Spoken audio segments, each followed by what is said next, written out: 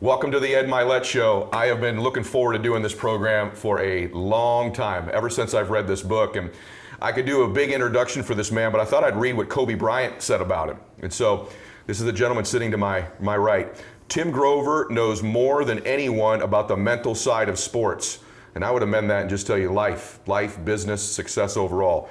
This book is a blueprint for discovering what you're capable of achieving, getting results you never imagined, reaching the highest level of success, and then going even higher.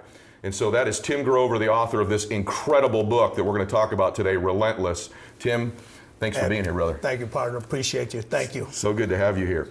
So let's talk a little bit let's get the basic stuff in the book, because I really want to talk about you. But if we don't get to the basic stuff of the book, we're gonna have a hard time. So well, first thing what I want to say is, when you talked about where Kobe's quote, he said about sports. Yeah. Isn't business a sport? 100%. Isn't it about competing, winning, 100%. losing, keeping score? Everybody keeps score. Right. Whether they say or they don't or don't. Everybody keeps score. You may not keep your score, but somebody else is keeping your score. They're always looking. So when you're talking about Relentless and we talk about sports, life is a sport. Mm-hmm. Okay, business is a sport. It's all about competitiveness. It's about being competitive. It's about winning. It's about helping. It's about succeeding. It's about failure. It's about success. That's everything you see in sports. That's what you see in life. That's what you see in business. So true. Well, I read the book. That's what I thought, because I played a sport when I was younger. What did you play? I played baseball. Okay. Yeah. Lefty? I'm a left. How'd you know that? Do I look I like know a they say, lefty? no, I just kind of position it. Wow, you know the body, man. Yeah, I was a lefty. Not a very good one. That's why we're sitting here. I think you did okay. I did okay. Yeah. I did okay. But you're right about the book, though. Everything I read in the book applies to life. There's sports metaphors and sports stories in it, but it's really about life. It's really about anything in life. You could apply this to your sport, to your business, to your family. And I want to get into you, because I think your story is the most fascinating thing, but I want to have the premise first of the book. Sure. So that when I ask you stuff about you, people will understand it. So the basic part of the book that struck me is about these cleaners that you have. But can you talk just real quick? You talk about coolers, closers, and cleaners. Right? Correct. What's that mean? What's the difference between the three? Well, what we did was, when I started working with Michael and I'm watching him compete and do all these different things, and they were like, okay, he's a closer. Yeah. Then when we were down in the Barcelona Olympics, and this where everybody was a top player on their team. You had Charles Barkley, you had Chris Mullin, you had Patrick Ewing, David Robinson. Jeez. You had all these individuals playing on the basketball court, Scottie Pippen. And I was fortunate enough to watch these pickup games. And then even the best of the best, Magic Johnson, Larry Bird, all these people. And you look at Michael and you just say, he's on a different level. Really? He's just on a different level. So calling him a closer was an insult, because he was just that much better. And when the competitiveness increased and the intensity was higher, he just took it up to another level. So Really? I had to come up with another term for it. I said, you know what? He's just cleaning everybody up. Okay. I came up with the term cleaner. But let's go, we have the coolers, we have the closers, and we have the cleaners. Love this. A cooler's an individual, they're average. Okay. And there's nothing wrong with that. Everyone thinks, they're average. In certain businesses and certain jobs, you can't be average. Right. All right. But for some individuals, being average, they show up. If they have a 9-to-5 job, right, they show up at 9 o'clock. They don't show up at 8:45. Yeah. They don't show up at 8:30. They show up at 9. They leave at 5. Yeah. All right. Even if they have more work to do, 3 more phone calls to make, I'm off the clock. I'm done. I'm going home. Okay. And those are your coolers. That's a cooler. And every company needs them. You don't want a cooler as your surgeon if you're going into heart surgery. No, exactly. Right. Okay. Exactly. Every job has one. They all know who they are. Then you have the closers. Closers are a level above that. All right, they're the individuals that can they get you that end result no matter almost every single time, no matter what happens, as long as a lot of adversity isn't thrown at them. They follow the playbook, they know exactly what to do, but when too many variables get thrown at them, they're kind of like, I can't do this. A cleaner is an individual that's going to get you that end result over and over again, no matter what's thrown at them. It doesn't matter what the circumstances are, what crisis they have going on at work, what crisis they have going on at home. They know how to separate the two. They're going to get you that end result. Not one time, not two times, but over and over again, because what they did before doesn't matter. Is that one of the traits of a cleaner? They can repeat it? It's one of the most important traits. The two most important traits of a cleaner is, one, they can do it many, many times, repeat over and over again. And this is the most difficult one, is can they elevate the individuals around them? Love that. Which is the most difficult. You have a lot of players, you go dealing in sports, you have a lot of people in business, they're successful for themselves. Yeah. Okay, or the team, they put up great numbers, but the team never wins. Boy, so All right. true. You know, in business, when the owner or the CEO, when he wins, if he's a cleaner, everybody in that business, from the top person all the way down to the last person, they all win. Oh, wow. When sports, if you bring out the best out of all your teammates. You elevate not only your teammates, you elevate the equipment you elevate the equipment manager, the staff, the people you have no idea, the people that handle the tickets. Everybody's game is elevated because they have to, because the cleaner's not going to come down to your level. You got to come up to theirs. Wow, that's good. Wow, you're making me think on the fly here. No, I was thinking early in my business career. Well, I was really obviously a cooler in the beginning. I don't know where I am now, but what's interesting is that I remember about halfway through my career thinking, I've done okay, but have I really elevated the games of the people around me? You know, because that's how you measure any leader in business, not just in sports, but if the people around them are winning, then you got a chance to be a cleaner. But right. the interesting thing about the book for me, so he's worked with Michael Jordan and Kobe Bryant and Dwyane Wade and hundreds of other athletes. But the first cleaner in your life was the guy that interested me kind of the most in the book, and that's your dad. Yeah. And actually, that was my favorite part of the book, to be honest with you, man. Yeah. Was your dad. Your dad was your first cleaner, wasn't he? Still is. I can see it on your face, as a matter of fact. Look at you. Yeah. And talk just for a second, because this just blew my mind. Is your dad, they come from India, right? Yes. Is that right? Mm-hmm. And your dad, you're in the cab. You just get here. You're in the cab. Just get here, yep. And my mom's already here. Okay. Established herself as a nurse. Yeah. And well, my dad, it was easier for my mom to get her license here as a nurse practitioner than it was for my dad to get his license as a doctor, all right, an MD. And he wasn't able to get the license. We still came over. We're sitting in the cab, and he's counting the money, and the meter gets to, I forget what the number was, and my dad tells the cab driver, stop. And you're a little boy, right? We're a little boy. Yeah. I was 4 years old. He said, stop. And we're like, what's going on? And my dad goes, hey, listen, we're in a new country. I want you to enjoy the scenery. So we get out, we grab all the luggage. Excuse me, I get real emotional doing this. That's awesome. And we're walking down the street.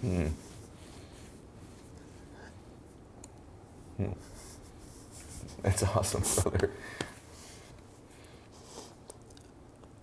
You got it. Yeah. We're walking down the street with his luggage, and he's showing us the different scenery and so forth. Never knew he didn't have any more money in his pocket. Wow. Amazing. But he got us here. Got you there. That's so powerful. You imagine that little boy walking down that street turns out to be you.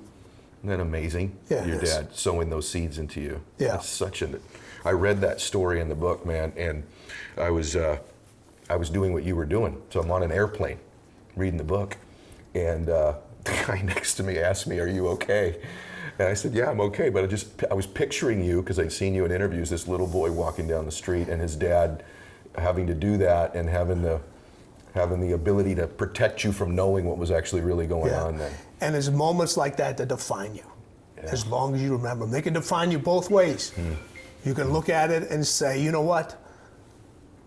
you can use that as an excuse. My dad came to this country, he didn't have any money, he never gave me anything, he never did this, and people do that. Or you can look at it and say, he gave us everything. Wow. Your dad is this central figure of the cleaner that I see. Yes. And there's another part of the book, if you don't mind talking about it real quick, but is where you learned about, look, you just got to get it done. You got to get it done. And so your dad, I think, worked on cadavers, is that right? Yeah, so, he came over to the country and they wouldn't accept his educational that he did, and his license in India, and what he had to, in order to get it done here, it was just too much time. It was too much time, he wouldn't be able to work. So at the Northwestern University, they gave him a job as a degreaser. Okay? Well, what's a degreaser? Yeah, what is it? So I don't know how medical school is taught now these days, but back then, you had cadavers, okay? And in order to preserve the cadaver, you filled it with formaldehyde so it could last the whole semester and quarter and so forth. All right, but after the quarter's over with or semester's over with, guess what? You got to dispose of them. When they're filled with formaldehyde, they weigh anywhere from 500 to 600 pounds. So you just can't, it's not like you get a garbage truck and just toss them in. So what you have to do is there's an individual that has to take these bodies, they have to dismantle them, and throw them into a furnace. Oh, boy. Okay? Yeah. That was my dad's job. Wow, he went from where he was to doing that to provide for your family. Exactly, to provide for the family. And that's exactly what he told me. He said, this is what you do, sometimes you have to do to provide for your family. Doesn't he bring you in there when you're a little guy? So they can't afford, my parents couldn't afford babysitters. One worked night, one worked during the day. So when there was no school, all right, my mom's resting because she just worked the night shift. All right, so guess what? We go to work with our dad. Okay. All right?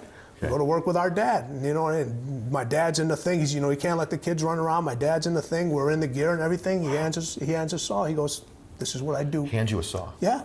It's a bone saw. He goes, this is what I do. How old are you, roughly, this time? I was 6. Oh, my God. I try to tell people, I was the original Dexter. 6 years old, you got a bone saw in your hands. Bone saw. Oh my God. All right. What was the lesson for you from that? Well, it's just like, listen, you do whatever's necessary. Just because you have this kind of status somewhere else doesn't mean you're always going to have it. You're not always going to have it. And this is the one thing that I find very interesting is when people become successful, okay, they always say, I don't do that anymore. Well, what do you mean you don't do that anymore? You should do that and then some. Right? What do you mean you don't do that anymore? The most successful people know and can do it all. All right? Can do it all. Okay. Michael, you know what? When he played, he would go around, pick up the towels in the gym after practice, put the basketballs. Really? Put the basketball. Michael Jordan. Michael Jordan. Okay. Kobe did the same thing. Put the basketballs away. All right. Just do whatever's supposed to do. He practiced, got his own game gear together. Now people have these stylists and so forth. They put their clothes together. Yeah. Michael put his own stuff together. Is that right? It's just like handled his own tickets. Kobe did the same thing. So it's just like, hey, just because I'm now the superstar, all right, I still have to do the things that got me there because it reminds me of what I did and what it took to get to this level. You build this background of yours, you go get your education, and how in the hell do you go from were you a D2 basketball player? I was actually a D1 basketball. D1. Yes. Okay, yeah, mid-major, small school, but it's still D1. Division So I. you were a really good player then. Yeah. Okay, so you were the real deal. Okay, so you're a really good player. So you go through that, you get your education, you start in business. Does Attack Athletics now exist at that time? No, exactly. Okay. I get my master's degree. Okay. I get a job at a health club. Minimum salary for everybody in here. My minimum salary when I started day one was $3.75. Big bucks. Okay. Big dollars. Okay. With a master's degree now. With a master's degree. All right.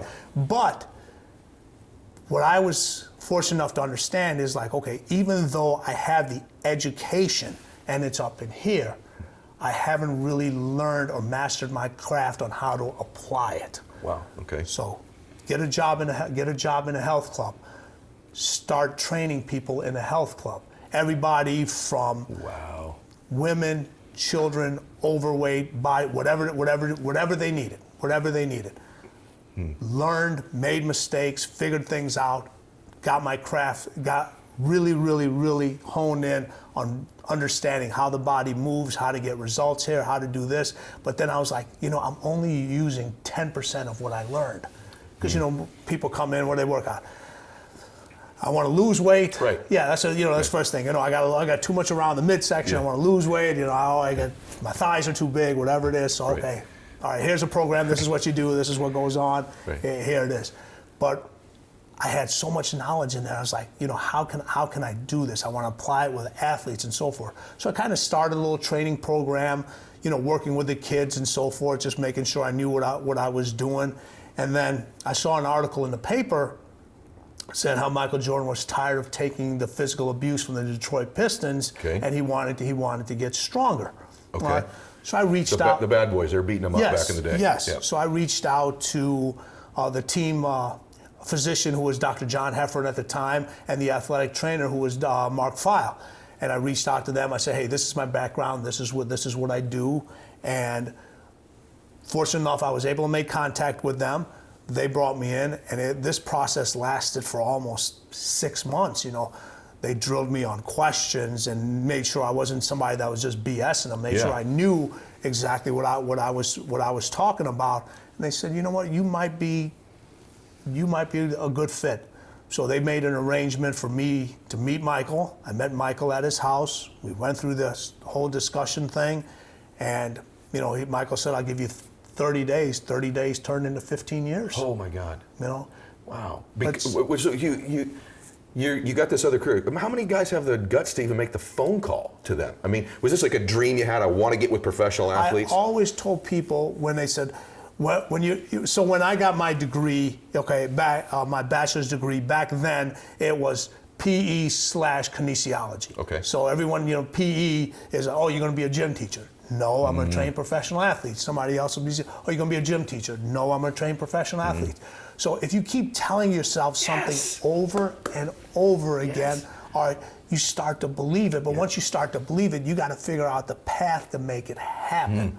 And most people, they'll tell themselves something, but then when they got to go through that path is not straight. Okay, usually that path goes down first. Yes. Okay, and I have a saying. I said, the road to paradise starts in hell. Yeah, it I love does. it. That's where it starts. All right. So many people aren't willing to do that. No, they're not. You know what? Here's the thing. I deliver a different message. You do. I deal with the truth. It's a true one. I was going to say at the same time. It's a true one. I deal with truth and I deal with reality. Yeah. And you know what happens? People don't want to hear the truth. Yeah. They don't want to deal with reality. Yeah. Why? Because it's too tough. Everyone has the ability to change the story. When we were talking about coolers, closers, and cleaners, we talk about, you talk about a cooler's an individual that loves to tell stories. They love to tell stories. All right, they're the individuals. Everyone's picturing coolers right now. So they got a stack of books on the shelf, and they read every self-help book. And 1 minute they're following this person on Instagram, and the next minute they're listening to somebody else. They're always looking for that quick fix. All right, cleaners have the ability to change the story. You know how difficult it is to change a story? But in order to change a story, you gotta put something on the line. People are afraid to put things on the line. Yeah, you put literally your whole reputation on the line to get in with these guys. And you spent 15 years with this guy. 15 years with this guy. Yeah. Like the greatest athlete out there. Yeah. And people say, it's never gonna happen. He doesn't need any help. But you know what I've learned is, you know why Tom Brady's so freaking good? All right, because he's willing to seek out help, no matter how good he is. And he lets the people around them do their job. People, all of a sudden, people become experts in everything else. Listen, Michael Jordan's a basketball player, all right? He's like, I don't want to know what you're doing. Just do it. This is the result I need, just do it. Kobe, on the other hand, you had to explain everything to him. He wanted to know the details. He wanted to know the details. I'm curious with both those guys, would you have to the other part of it is they bust their ass and do the work, right? Would those guys, I would sense, tell me if I'm wrong, with your real cleaners, you almost have to reel in their work ethic, not reel it out of them. No, or no. You're 100% right on that. Yeah. These are the guys, you don't tell them to show up early, to take extra shots, to get in their treatments. This is what time is. Well, these are the guys you got to say, hey, listen, enough. Yeah. You got to go. Yeah. You got to go. You've done more than you share. Come on, that's it. You got to reel them in. You got to reel them. But those are the individuals. You know what? The more successful you become, it's funny. You see this in sports, and you deal with a lot of athletes. In a different realm. But it's funny. The more successful they become, the bigger their followers and entourage become. No question. All right. But your real successful people, their circles are so freaking small. You're literally on my question. Okay. You said one of the things you said here about that circle is you said there's a loneliness to a degree to being a cleaner. That's my next thing on here is exactly what you said. What do you mean by that? That their circle is small, or that because there's not that many guys they can relate to? What does that mean? You said there's a loneliness of being a cleaner. You know what? When you look at, this is what I say this. You know what the best friend becomes of a cleaner? Distance. Yeah. Because you got to distance yourself from the competition. You end up distancing yourself from your friends. Sometimes you end up distancing yourself from your family. Yeah. Okay, and that's what happens because you start off in this small group with everybody, all right, and everyone's trying to do the same thing, and then now all of a sudden you've become a little bit more successful. So you've distanced yourself from the people that aren't successful, and they're trying to come up, and then now you've taken another step, so you've gone a little farther. Now listen, nobody wants to miss their kids' events. Nobody, you don't want to miss the concert, you don't want to miss their sporting event, you don't want to do this, all right? It happens. Yeah. It happens. Yeah. It just does. So that distance, the more successful you come, you end up creating that distance. And it's funny, we idolize individuals. We want to sit here and we want to be part of the right clique, or we want to be part of the right fraternity, sorority. We make sure you get invited to the right party. Yeah. Your kids have to be in this social group. And who's the people we idolize most? The ones that stand alone. Oh my gosh, that's so good. That's the ones we idolize, are the ones that we stand alone. But yet you're so worrying about what this person says and what this person thinks. If you really think about it, look at your circle, look at your entourage, okay? You think they're helping you, okay? Majority of them are holding you back. Wow. The last 5 minutes here, you should pause this and just go replay these last 5 minutes, because everything you just said, brother, is so freaking powerful and true about success. Every single word of that. So many people are held back by worrying about what the people around them think, or actually what the other people around them say to them, rather than being willing to stand out and be bold with it. The thing about the book, and every time you have somebody you want to promote their book, I'm just telling you, I like to read books that teach me things, and this taught me a ton, right? But my favorite books at this point in my life, because I don't know where I'm at on the cooler, closer, cleaner thing, but I can tell you it just confirmed so many things for me. I went, wow, I'm not crazy. And this is freaking true. What he's saying right here is true. It applies to success in every single area. And the last 5 minutes, I just got to tell you, that is the thing that I see that holds most business people, especially in this age of the selfie and the likes, and people are obsessed with what everybody thinks about them, and they're afraid to stand alone. They are afraid to stand alone. You spend more time here. So we're both workout guys. We like to go to the we like to go to the gym. All right. How many times have you seen people in the gym? They spend more time on their playlist, taking pictures, doing stuff instead of getting their workout done. So true. It's just like, and here's the thing, all right, you're a very intense person, I can tell. Right. Okay, I'm a very intense person. Yep. All right, we value our time. Yes. Okay, how do you get results in the gym? It isn't about spending 2 to 3 hours working out. People say, I spent 3 hours. You didn't spend 3 hours. By the time you pulled into the parking lot, by the time you changed, got some breakfast, put your workout clothes on, talked to 8 people, did all that stuff, you were there for 3 hours. You did your 3 hours. No intensity. All right. People talk about, hey, you post a couple of workout things, you're seeing you're a buff guy, or you're in great shape. All right, people say, Ed, I want to look like you. All right. They don't see what it takes to look like you. Not only in the gym, outside of the gym. The intensity that's there. You're in the gym, and I'm assuming you work out with music. You had some headphones on. You got to get a certain amount of stuff done in a certain amount of time. All right, you're in this intense stuff. Somebody comes up to you. Yeah. Okay, and you don't want to be rude to them, so now you take your headphones off. They ask you a question. They want to take a picture with you. Oh, I recognize you from so and so, and all right. And then the question is, how do I get to look like? Well, the one way you get to look like me is leave me there for long. Stop asking me these questions. Exactly. And start hitting the weight. Start lifting. Yeah. It's the intensity that you have. It has to be in everything you do. You have to be an intense person in your workouts. The way you eat. Okay, that's intensity. How do you fuel up your metabolism rate so you're burning these calories so you can get that definition? That's intensity. How do you get to be successful? You know, oh man, he or she, he's so intense. No, you know what? He and she. That's how you're supposed to be. You're at a different level. Right. And that's why I said the intensity is so important. It's what really separates those individuals. And you can't get into that zone, and you can't get arms and abs like Ed. All right, you can't do it unless you have that intensity and you're willing to block out the distractions.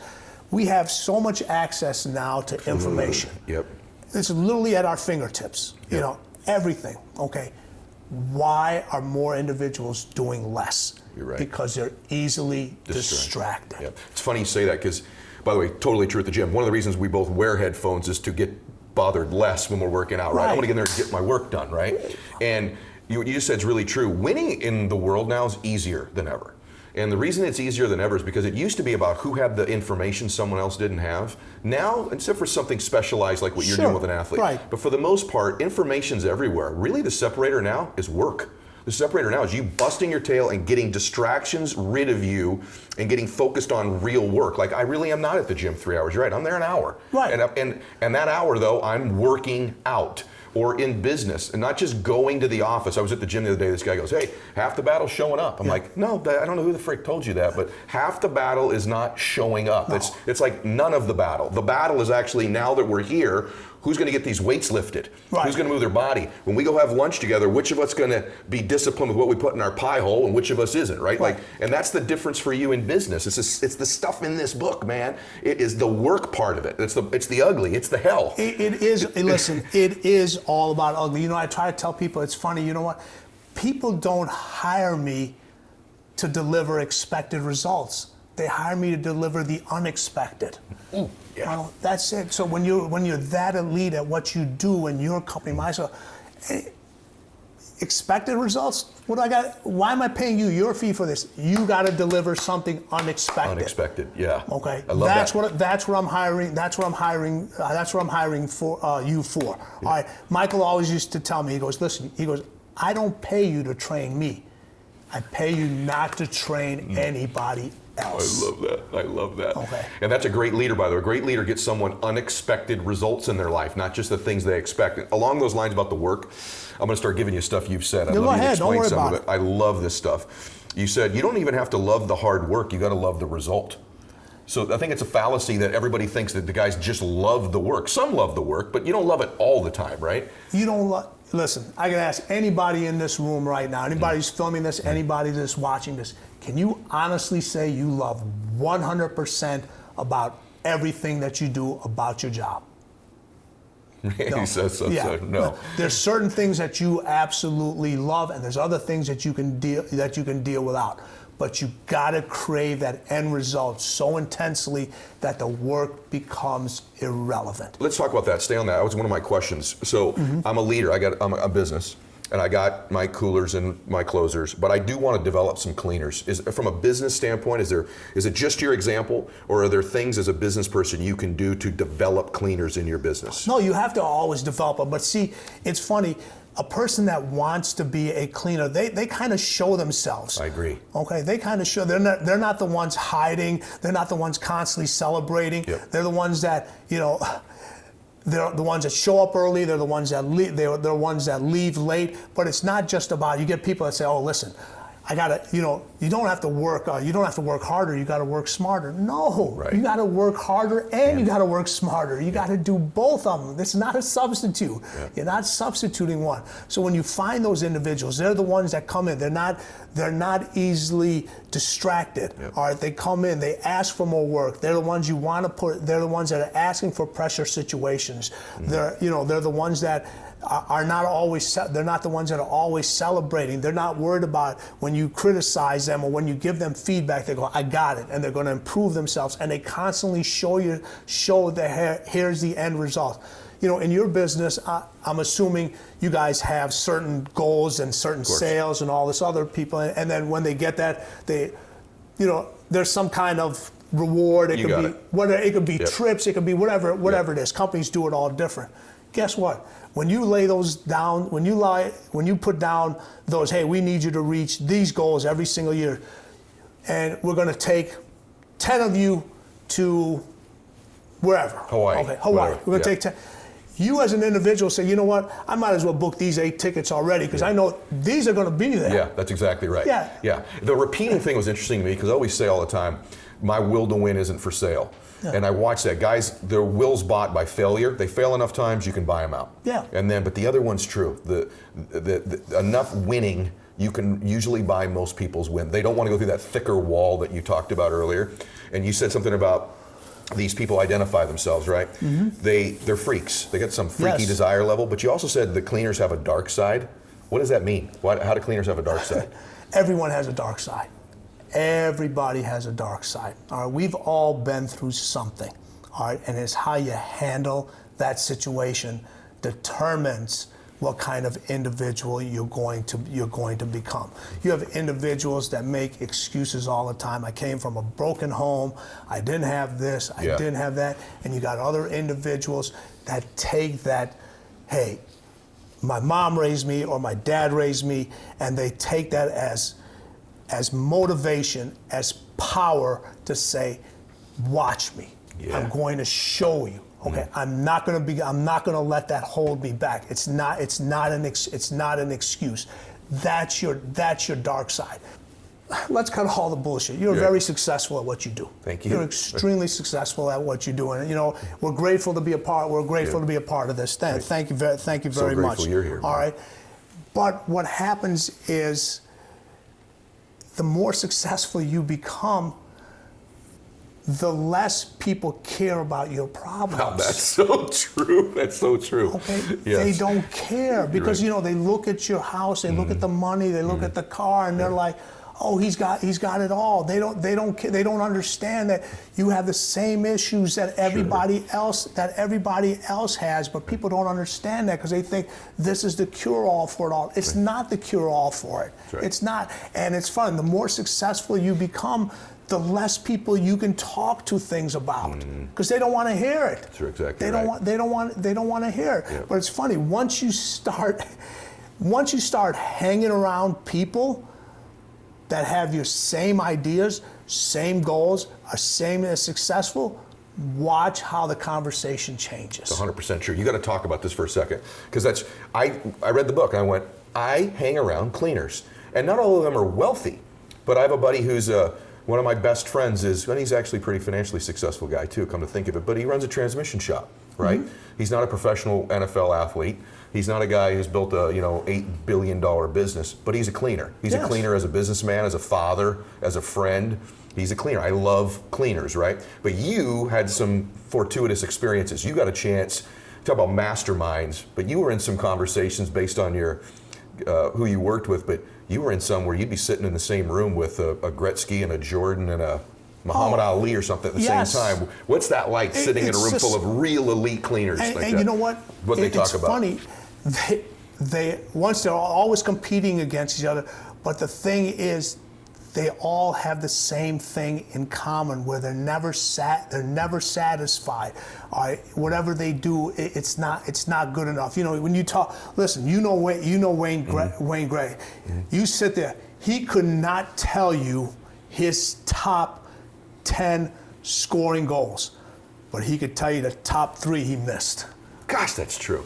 That's so he true. could tell you the top 3 that he missed. They don't think about, listen, Muhammad Ali, hey, when he gets in the ring, I'm supposed to knock the fucking guy out. Right. That's my job. I'm not supposed to lose. I'm not supposed to lose. Michael Jordan, hey, go listen. I'm supposed to score points. I'm supposed to get rebounds. All right, I'm supposed to make my teammates better. I'm not supposed to turn the ball over. Wow. I'm not supposed to create fouls. I'm not supposed to miss free throws. Those are the things that stick with them. Everyone wants a pat on their back for doing the things that they're supposed to do. Yeah. Okay? That's it. Everybody, hey, they want to get acknowledged for the things they're supposed to do. You get somebody that applies for an application for a job, first thing on the resume, I'm a hard worker. That's your top thing. That's what you're starting with. Yeah. Okay? You know what? I'm wrong. I'm looking for the person on the resume that says I'm the most laziest person around. That's Right. the person I'm supposed to hire. Right. All right. At some point in life, hard work became a skill. I don't understand That's it. so freaking true. I don't understand. When I must have slept through that day. Okay, because I missed it. Right. I don't get it. But everyone, no one wants the grind. Yeah. Okay, they just want the end result. You can't get the end result without the grind. It might not be a physical grind, but it's sure in the hell it's going to be a mental grind. And the way you get through that is the stuff that Tim teaches, by the way. And when we're towards the end today, when we finish here in a little bit, you're going to get a chance to get access at like a crazy reduced price to his technology, to his program that's going to get you to think like these cleaners. So if you're enjoying this, just stick around for a little bit because we're about to give you a chance, unprecedented access to some of the way he's learned to work with and that he's observed from some of these elite cleaners. Talk about the grind a little bit. Can you tell him the Kobe Achilles story? Because I think that was so telling about how they want to finish things. So the part where he tears his Achilles. He tears his Achilles. Which is one of the most painful injuries. It's so painful. Right. Okay, and we knew one. So what he does is he actually gets up. He walks over to the trainer's thing, and and they're sitting there, and we knew it was torn and so forth. And you know what he says? He goes, "Man, is there any way you can just pull it down so I can just finish this game?" So, oh my God. And it's just, the athletic trainer, Gary Vee at the time said, "No, we can't." Yeah. Okay, listen, you need to go back in the locker room. He goes, "No," he goes, "I got 2 free throws I got to go make." Oh my God. All right. So he limps back out on the court. Now, if you notice that thing, nobody helped him up. Nobody helped him to the locker room. He got to the free throw line, and he knocked down those 2 free throws. You know why? Cleaners have to finish. That's so They awesome. have to finish. That's one of their most intense qualities. They have to finish. I'll give you an example, and I'm going to point. Yeah. So, you're not wearing a watch. Okay, this is a timepiece. There's a huge difference between a watch and a timepiece. Okay, you can take a watch into your local drugstore, get the battery changed. Anybody who's working over there can pop it open, switch the battery, and do what they have to do. It takes a master craftsman to know how to work on a timepiece. True. Okay? True. Become that master craftsman. Jeez. Okay? Become that master craftsman. All right? Don't settle for watches. Don't settle for cars. Don't settle for houses. Settle for timepieces. Settle for automobiles. And settle for estates. God, that's so good, brother. Okay. That's so good. Anybody can own a watch. Anybody can drive a car. Anybody can live in a house. Anybody can live in a house. All right. But if you really want to set some goals and you're willing to do what it takes and sacrifice to put yourself around there and not worried about what everybody else is going to say, not worried about hurting feelings. Okay, this is no BS, and this isn't about feelings, because I always say this: emotions make you weak. Okay, and a lot of people attack people's emotions because that's where they can control you. Yep. They can control you. All right, think bigger. Think better.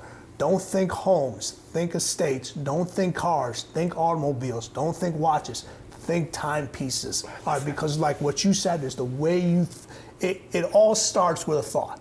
Yeah. I heard you say that somewhere in one of your things. It all starts. But with most people, that's where it ends. It ends there. Yeah. It ends with a thought. Okay, this isn't Fantasy Island. Yeah, that's a wish. It's not it's a wish. This isn't Fantasy Island. When you go, listen. You love to go. One of your things was you always wanted to be a part of these amazing golf golf things. Yeah. You always wanted to do that. Yeah, it's true. Okay. And you said, listen, when you say you play golf, I don't know if you play like Caddyshack and Happy Gilmore, Kinda. but you're in these places. That's right. You're in these places. You know what I did? One of the reasons fun. I did it is I didn't know it at the time, but you helped me understand myself better. I was desiring to run and be around to get myself pushed by cleaners. Yeah. And for the most part, at those places, I found most of the people that are at that place are cleaners. No question. And I wanted to find them. No question. Yeah, that was part of it. But here's the thing. You got to go find them. They're not going to go find Hell you. no, they're not. Yeah, and you got to go earn it. Yes. They're not going to hang out with you because you got a pretty smile. Right. You have to have something to bring to the table too. You got to earn it. You told a story earlier, when we were talking about you and Tony Robbins, that people love hanging around you guys because you're so nice to these, you're so nice to these people you've trained, you treat everybody the same. But you know what? The people that you're nice to and that you're doing, they've earned that respect. They've done something to say, hey, all right, you got an individual that's like, they don't bring your clubs, or they forget something, or so forth. They're going to get treated different than the person that's on point, that does what they're supposed to do, and they're not looking for the monetary thing. They're like, this is my job. I'm going to do it better than anybody else. You talk about competition. I've never focused on competition. I focus on being the best version of me, competing with me. But even like in my industry, I'll hear guys say, well, we're going to be the next that, or you could be the next Mylett, or those kinds of things. Are cleaners caught up in the competition they're playing against? They don't do that, right? That's a closer or cooler. Right. Yeah. The goals that they set for themselves is so much higher than anybody else is going to set for them. Yeah. So they only compete against themselves. This is what closers look in the mirror, okay, and they say, that's my competition. It's the cleaners look in the mirror and see themselves, and what they don't see, that's their competition, okay? Your competition is what you're willing not to look at. Or you can look at somebody else's company's financial records, all that stuff is available. It's what you're not willing to see. That's what separates those individuals. You're competing against yourself. You're setting unrealistic goals and expecting to achieve them. I love that. That's freaking awesome. Okay. I just love that. What's only and just? I heard you say one time, think about the words only and just. How's that apply? What does that mean? Well, first, How does that change your life? Here's the thing. It's not just a job. It's funny. I'll give you a perfect example. When you sit on a plane, okay, you sit on a plane, our body is over 70% water. 70% water. Right? You get on a plane, you'll ask for a Coke, a Pepsi, a Scotch, a vodka, all this other stuff. When they get in the water, what do you say? Just water. Okay? You do. You always say, I'll take just water. It's your life-giving fluid, okay? It's not just water, okay? It's not just a job, okay? Good. It's not just a game, okay? It's not only a loss. Yeah, it's only a loss until you miss the playoffs by one game. Wow. Okay? You got to get those two words out of your vocabulary. Oh, it's only one interview. All right, you'll get another chance. And that's so good.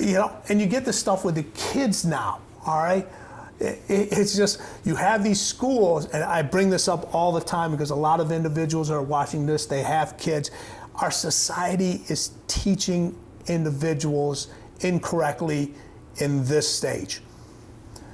You have schools that have no cut policies in sports. All right, you have to sign a waiver to say you can only say positive things. Otherwise, you got to keep quiet. All right. So what are we teaching individuals? You get a trophy for participating for 16th place. Everyone gets a trophy.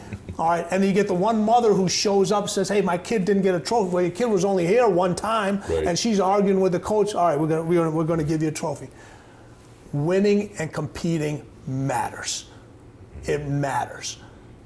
You're not 30 people apply for a job. 30 people are not getting the job. One person's getting the job. All right. So if you don't teach competitiveness and how important it is at a young age, when they hit adversity, they don't know what to do with it. They don't know what to do with it because you can't do everything for them all the time. You know, you hear fathers all the time with daughters, and, you know, I have them, and it's all about, listen, daddy's little girl, you know. It is daddy's little girl, but you got to let daddy's little girl and daddy's boy figure stuff out on their own. 100%. Okay? 100%. On there, you protect them, you provide for them, but you got to let them figure shit out on their own. 100%. I always try to sow that into my kids, competing. Because I think you're going to get out. You're going to compete one way or the other. You're either going to get competed against or you're going to freaking compete. It's so important. It's so important. With competition, when you compete, you learn to deal with winning, you learn to deal with losing, you learn to deal with adversity. Yep. No matter who you are. You could be the richest person in the world, okay? You're gonna be dealing with winning, you're gonna be dealing with losing, and you're gonna be dealing with adversity. Yep. All right. And guess what? When they bury you 6 feet under, okay, and they always say they're going to bury me 10 feet under because they're going to make sure I can't get back up.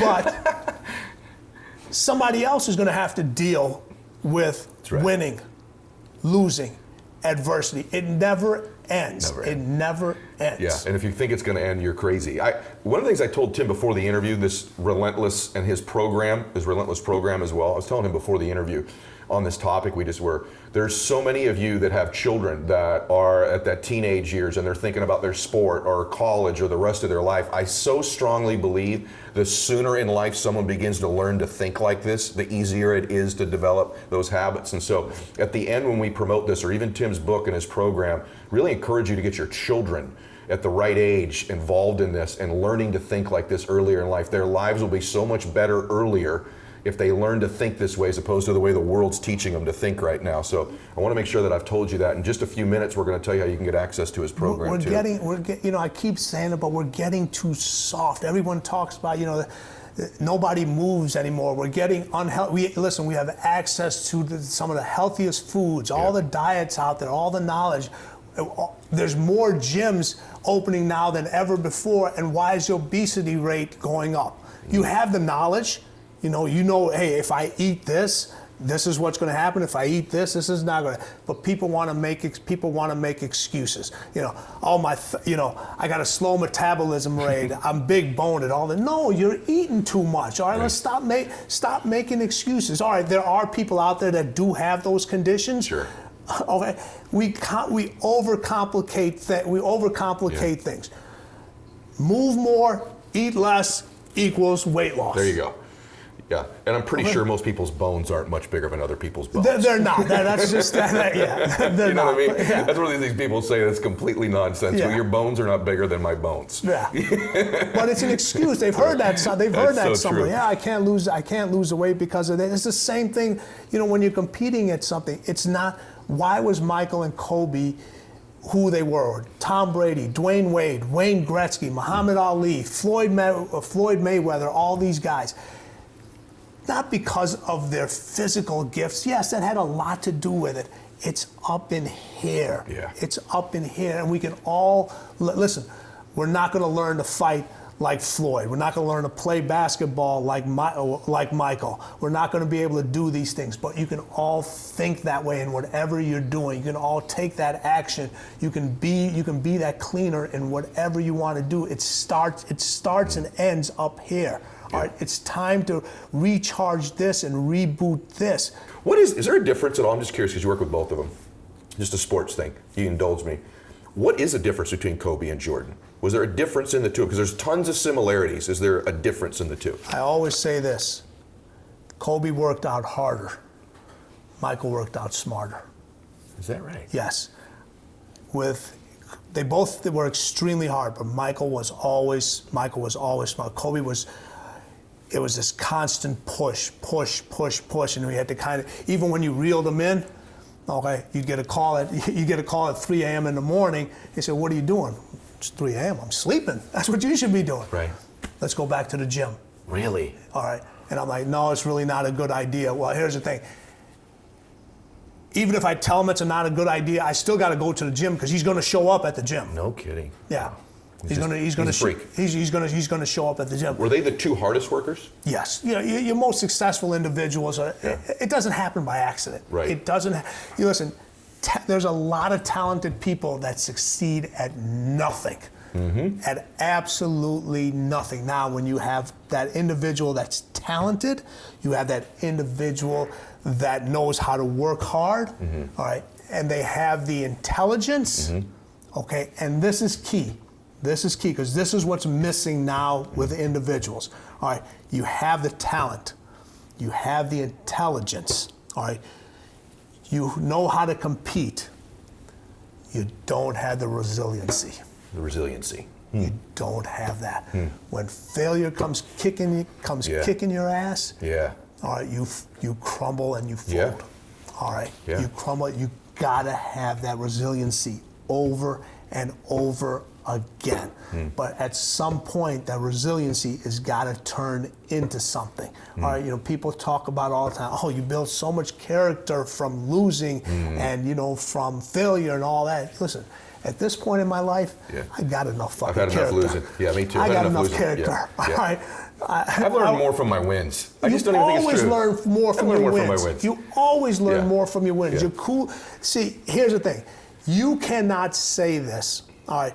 A cleaner never calls himself a cleaner. And you know why a cleaner never calls himself a cleaner? Because he's never satisfied. Yeah. Another individual can call themselves a cleaner. That statement you just made tells me right now, and don't let this go, you are a cleaner. You'll never admit it. Right. Your wife will never admit it. Okay, but somebody else can say, when they see it, he's a cleaner. Oh, I appreciate that. But you're never going to be you're never going to be satisfied. It honestly doesn't feel like it, right? It just honestly doesn't. And it never will. It never will. Because guess what? When it does, you're no longer a cleaner. You're a closer. Right. You move backwards. Right. You move backwards. You're not willing to go through the next wall. Right. Yeah. And it happens. You get a lot of individuals that make that stage. They go from closers to cleaners, and it's too intense. Yeah. It's just, I watch it all the time, man. It's too intense, and you see them. You see them go back. You do. Okay? You see it go back. Like, listen. You're built a certain way. Mm-hmm. Okay, you work out to have this physique. I work out to look this way. Yep. Okay, your wife, everybody else does. What happens if you stop? We know. It goes. You got it. Your body goes back. You don't have those arms. You don't have those shoulders. You don't have those guns. You don't no longer have that waist. Your body wants to always convert back to being comfortable. So true, man. Okay. So true. And we say this all the time, you have to be comfortable being uncomfortable. Being uncomfortable. You said something in the book. We'll go through a couple bullet points because you said something about the hard work. Let me just read something to you said here because I just really believe all of this. But you said he knew his skills were so finely tuned that he could dominate any situation. You're talking about Jordan. Mm-hmm. He worked so hard and long that his body and his mind, this is the word, reflexively knew what to do at all times with Michael.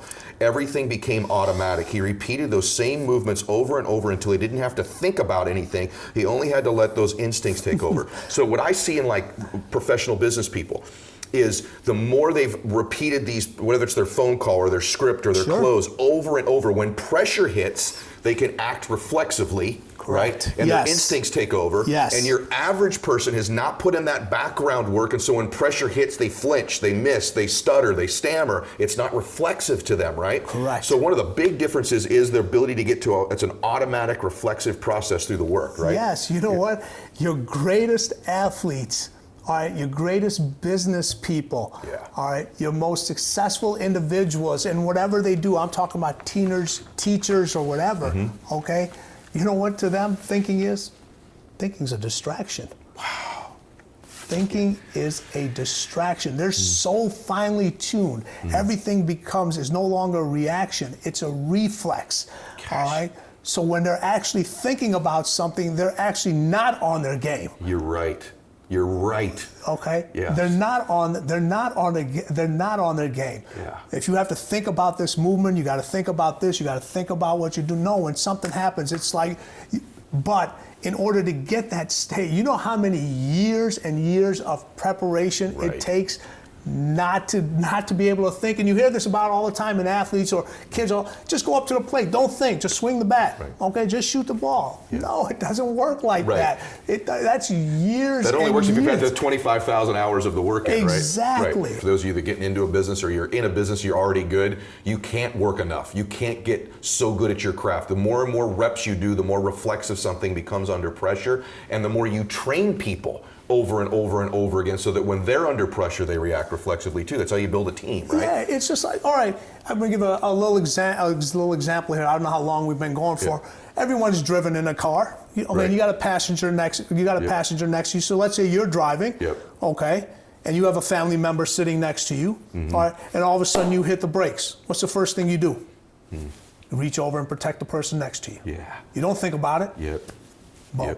That's what cleaners do. That's cleaner. Okay. In business and in anything they do. Exactly. What's a closer's going to do? A closer's going to hit the brake, and then he's going to look over to the person. Are you okay? Yes. No. Yes. They already know they're going to be okay.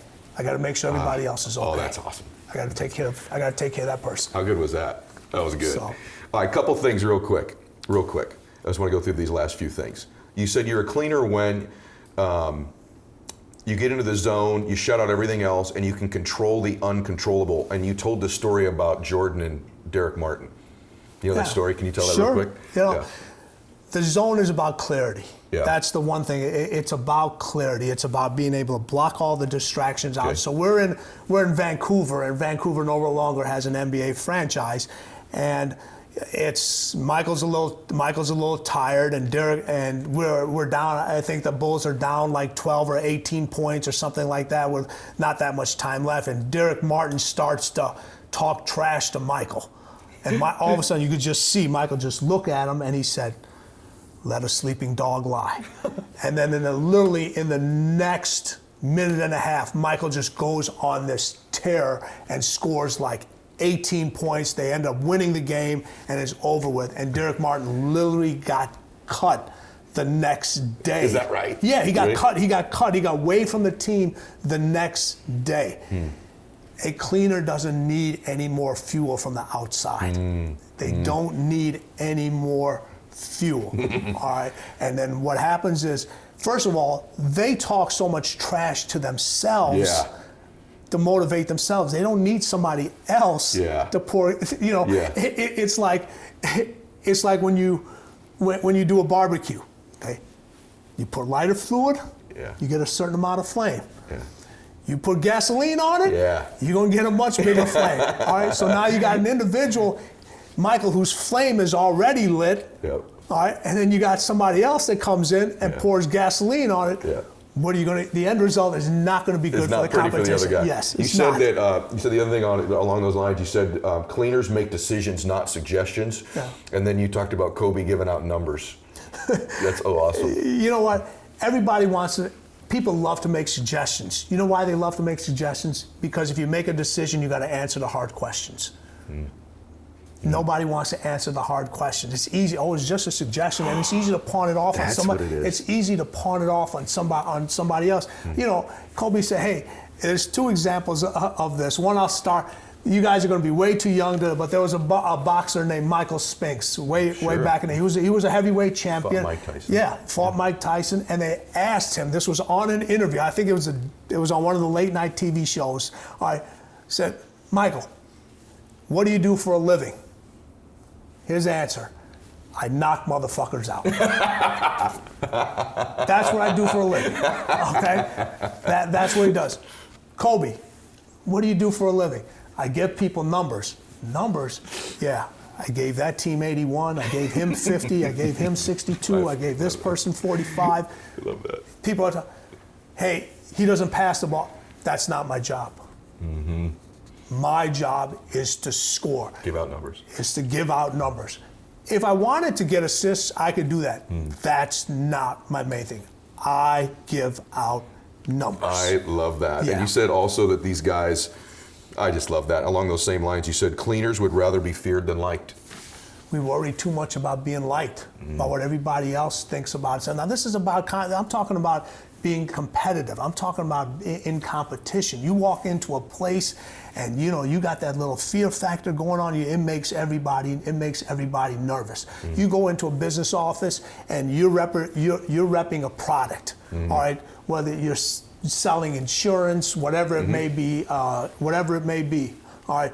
You walk into an office and you just gave a presentation to the individual, and you're walking out the office and there's a competitor sitting there and he sees you leaving and that competitor goes, I got no chance.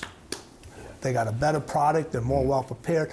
That's where I talk about being feared and like people worry too much about being like, this isn't Facebook, this isn't social media, this isn't about trying to get the thumbs up, this isn't about trying to see how many likes you get. That's not how life works, all right? Those are not your friends. Actually, I'm going back to your piece, I saw a video and you didn't explain what it was, but I think last year you had some kind of health issue. I did, yeah. Okay? Yeah. And it didn't get into what it was, and you went into the whole thing, you find out what people are really with you and what people are really not. You do. Big time. Okay. Big time. Yeah. You do figure that. You do figure that. You do figure it out. You do figure it out quickly. All right. Yeah, you figured out a lot. I'll give you one more thing, and then I want to get people to get access to your stuff. But I thought this was just big because it surprised me the way you said it. But you said cleaners don't recognize failure. What did you mean when you said that they don't recognize failure? Because there's always, you don't recognize failure because there's always more than one way to get what you want. Just because first of all, a cleaner never thinks of it as failure. Yeah. Okay. Okay. Everyone else may think of it as failure, but a cleaner never thinks about it as failure. Just because you didn't close this contract this month or this year, you didn't get this job.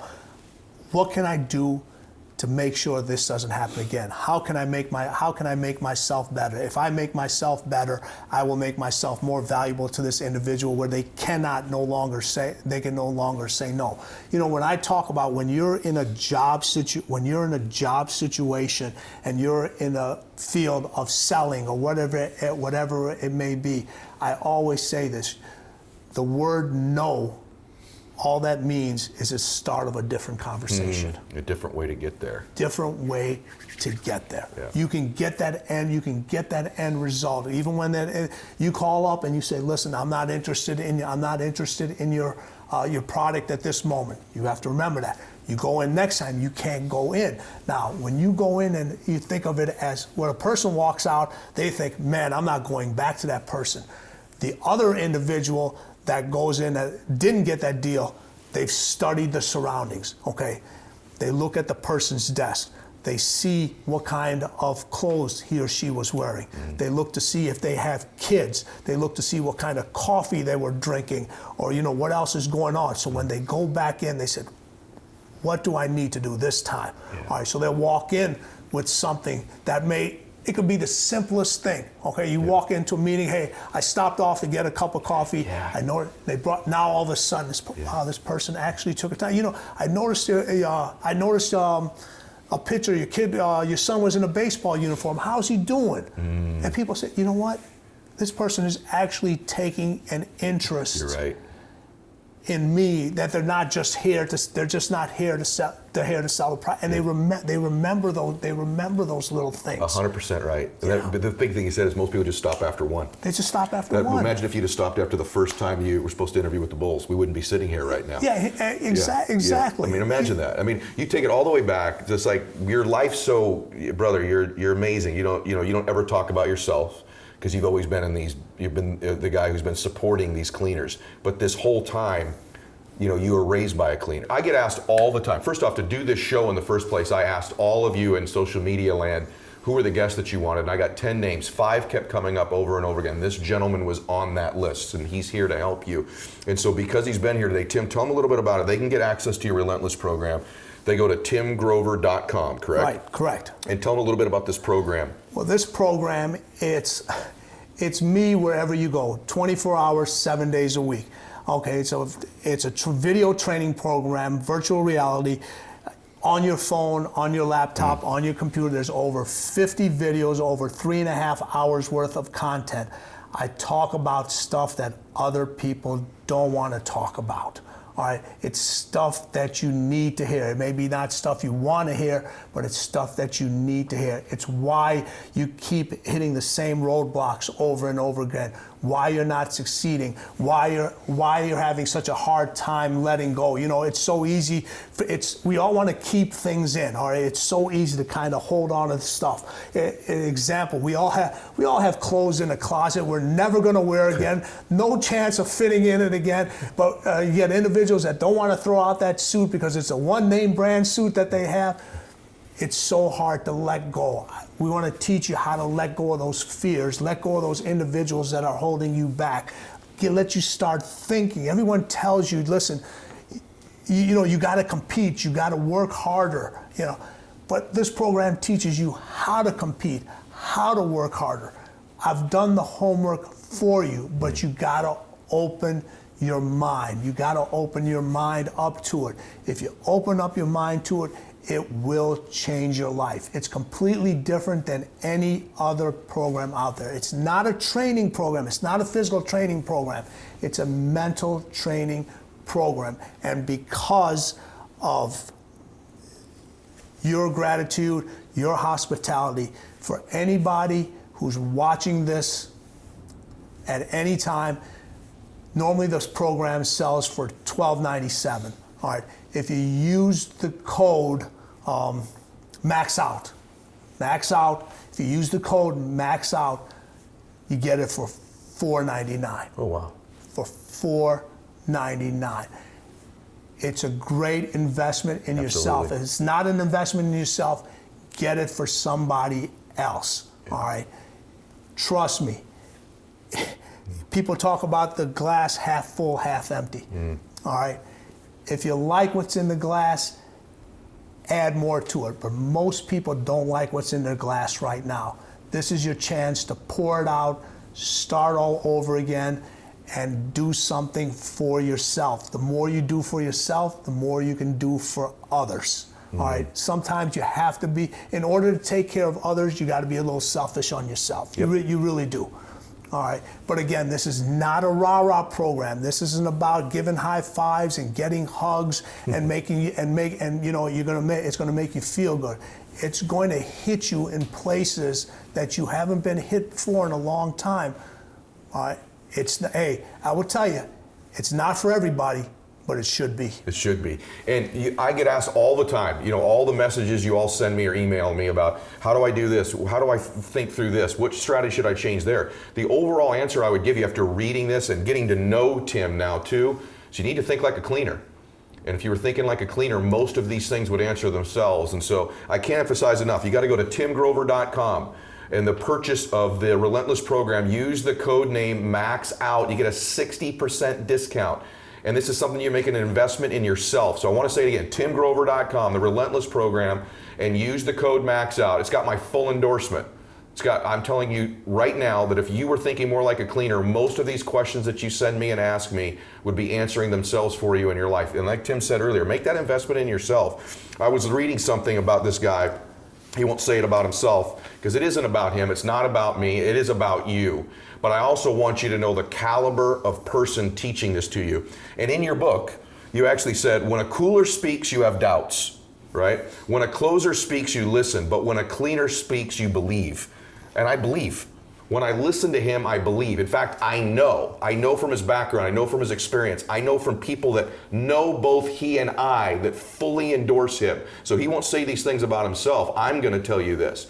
And so again, my strongest endorsement, my recommendation, give yourself the gift of changing your dadgum life right now. Go to timgrover.com, get the Relentless program, and use the code MAXOUT. Let's get this thing rolling, okay? I want you to do that right now. Take the time, stop the video, and do it right now. Thank you for being here, brother. Thank you, my pleasure. It was a pleasure. Thank you so much. Enjoyed it so much. Yes. Max out, everybody. God bless you.